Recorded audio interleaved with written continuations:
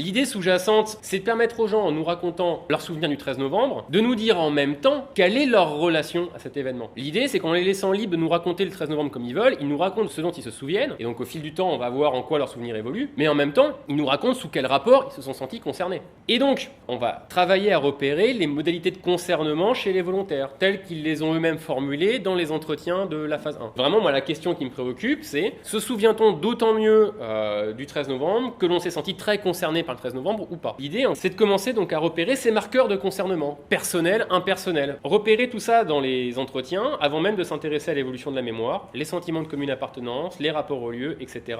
Et chercher à comprendre donc comment ces marqueurs du concernement s'articulent avec des variables sociologiques classiques, donc genre, âge, profession, niveau d'études, et ce à quoi nous aide aussi, c'est un de ses grands intérêts, l'enquête du CREDOC. C'est que là, en population générale, on a des informations très précises sur les personnes qu'on peut relier avec un rapport particulier qu'elles ont au 13 novembre. Un exemple, s'agissant justement du concernement étayé par une coïncidence de date. La mention d'anniversaire. Dans les 934 entretiens de la phase 1, on a quand même une soixantaine d'anniversaires. Petit exemple de fiche de synthèse, parfaitement anonyme pour vous donner une idée. Quelqu'un qui est né le 13 novembre, et ce jour-là, elle fêtait son anniversaire à son domicile. Deux facteurs de concernement personnel. Le premier, c'est qu'elle est née le 13 novembre. Le second, c'est une homologie d'expérience. Elle a vécu au Burundi pendant la guerre, et donc elle sait ce que c'est le bruit des Kalachnikov. Et donc elle a tout de suite compris. En creusant ça, il y a clairement des parallèles qu'on pourra faire avec le 11 septembre. Aux États-Unis, le fait d'être né un 11 septembre est quelque chose aujourd'hui qui s'est constitué en problème social. Parce que le 11 septembre, c'est une de deuil national, au point où un site internet a été créé, il y a des gens qui se rencontrent pour parler de ce problème-là, etc. Ça pourrait prêter à sourire, ça pourrait paraître anecdotique, mais les anecdotes comptent pour nous, elles ont de l'importance. Parce que cette coïncidence de date, elle n'a de pertinence au niveau individuel que parce que nous lui accordons de l'importance collectivement.